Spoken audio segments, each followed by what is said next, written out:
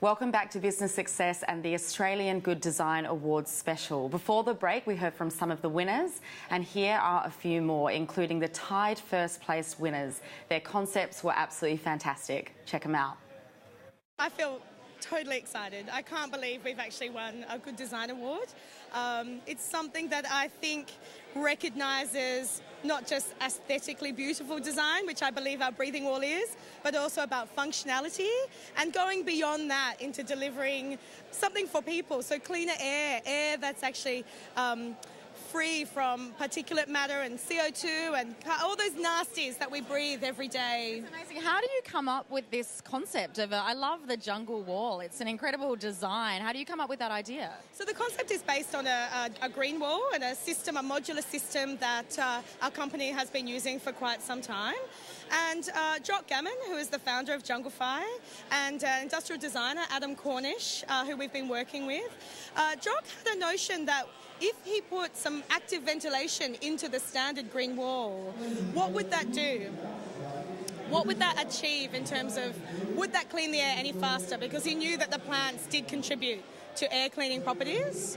And so they also then teamed up and collaborated with Dr. Fraser Torpey at UTS to test it.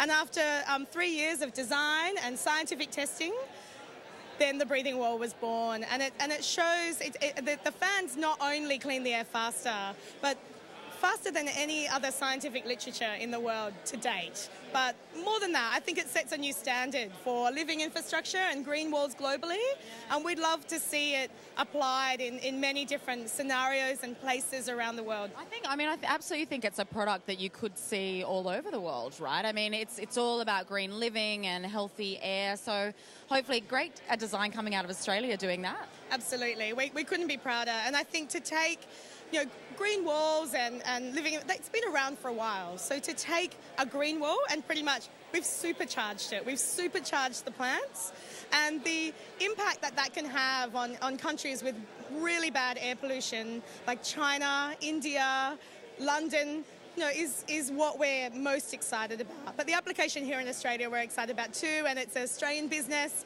It's a husband and wife team. And so, yeah, we're a small family business doing big things. Well, we made a card game for kids to help them learn to be better at writing. Yeah.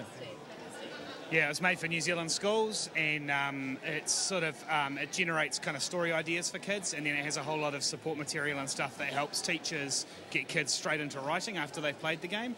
So. Fantastic. Game of Awesome. I love the name and the idea. Where did the whole concept of the design come from? The Ministry of Education in New Zealand, they wanted to produce some resource, basically. And they actually gave us a really great brief, which was, they said, here's the problem, which we've got some kids, in particular boys, who are struggling to get into writing and stay into writing. And they gave us the problem, and then we thought about, what ideas might solve that problem. And we thought that a game was a really good way of sort of making it accessible and making writing interesting. And really important to that as well was we felt like it needed to speak in the language of kids, so it has a bit of a sort of a Roald Dahl kind of vibe about it. The game is kind of designed from kids' perspective, and we went out to schools and we designed it with kids, so we got them to help us generate all the ideas that are in the game. And so it's a little bit transgressive. A lot of things that your teacher wouldn't ordinarily say in class are on the cards, and that kind of helps kids get really engaged with it. Absolutely love it. How important is design and sort of education to you? It's obviously a huge part of what you do. And what does it take to become the entrepreneurs that you are and build a business of such success? Man, I hadn't thought of ourselves as entrepreneurs, really. Design's hugely important. I mean, we've kind of heard about it all this evening, where, design influences every aspect of life, has done for years, will do for the future, and for us to be able to kind of put that into an education space that is for public good, for kids to kind of get better.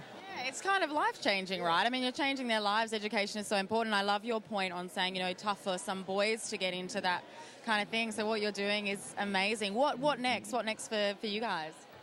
Well, we would love to keep growing this idea and building on it. So we're hoping that the original game was designed for the Ministry of Education in New Zealand, and it's theirs to use in schools in New Zealand.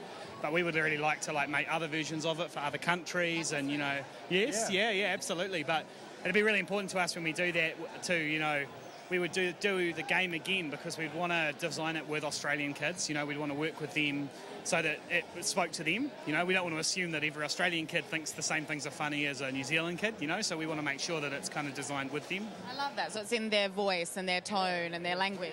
Yeah, that's really important.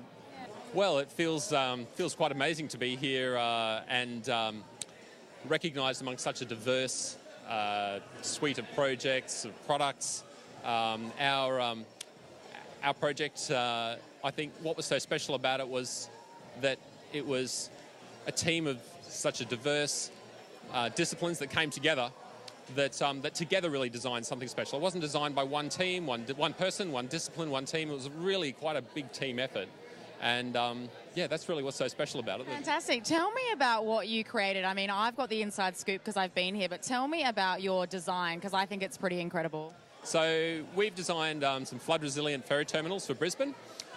They came about as an aftermath of the 2011 flood in Brisbane, and our team sought to really understand why the ferry terminals that did get destroyed in that flood, why they got damaged, and to design something quite different to really respond to that. So not just build something stronger, but to actually just build it differently so it really learnt from what happened in the past. Yeah, and they rise up and down with the floodwaters, right, which in Brisbane is obviously fantastic. So if it happens again, you'll be all right. We hope so, yes. I'm sure we will. Absolutely. Tell me where next for your business and what other designs you sort of have in mind. Well, I think this project really exemplifies cities and communities being able to demonstrate and be resilient to natural disasters, to the increasing effects of climate change, etc. And for us to be able to inspire our design community to think differently about that and to design to make our communities resilient. That's really what we see we can get out of this project. I absolutely love it. What drew you to design as a profession and a profession that you've seen tonight such success? Oh, that's a tough question.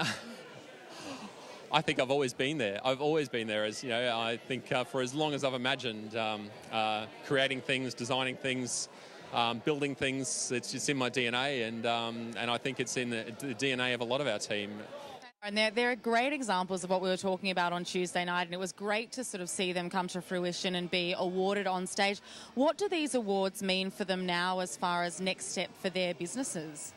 It usually success follows recognition. So what has been proven time and time again is every time that a design award has been given, that the level, what's the media?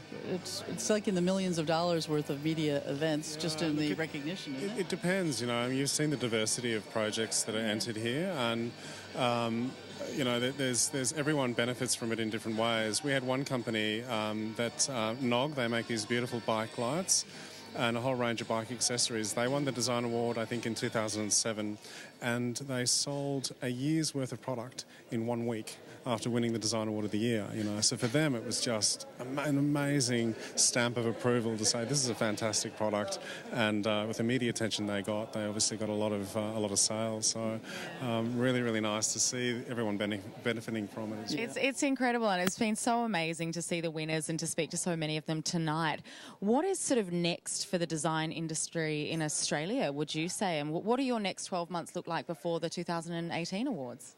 Well, one of the things we're trying to do is actually lift the definition of design. It's about how we actually have different types of conversations about what design can do for your organization, for your company, for your clients, for your end users, for your business. And if we can do that, we will actually have a level of innovation in this country that will just skyrocket. Yeah, absolutely. I mean, level of innovation in this country, I love that you've said that, Maureen, because I think a lot of people I've spoken to have said, you know, the Australian designs are standouts. You know, they really are, and this is a world stage. This is a fantastic event that's prestigious around the world. Brandon, how does that make you feel being at the helm? Makes me feel fantastic. I mean, it's been a long road to kind of get it here. And as we spoke the other night, you know, these awards have been around for 60 years, and they once were at that level. They had incredible prestige, and it's now sort of bringing them back to that level and beyond. And I agree. I think that the Australian companies that are entering here are competing against some of the biggest brands in the world. There's Tesla, there's Google, there's Microsoft.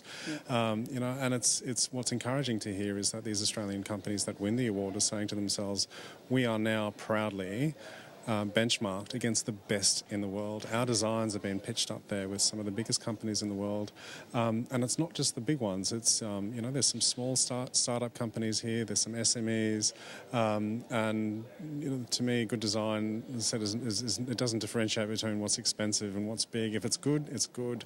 If it's been well designed, it's recognised here, and I think that's the wonderful thing about the awards. It absolutely is, and it brings you the joy. I love that you sort of mentioned that to me the other night. Maureen, for you? Well, absolutely, Joy. And the opportunity to be able to just be a part of this community is a privilege. It truly is a privilege. As you can see, such an inspirational night. That's it from me. I hope you enjoyed this special show. There are certainly some pretty amazing talent out there in our country. Thanks for watching, and I'll see you next week. Good night.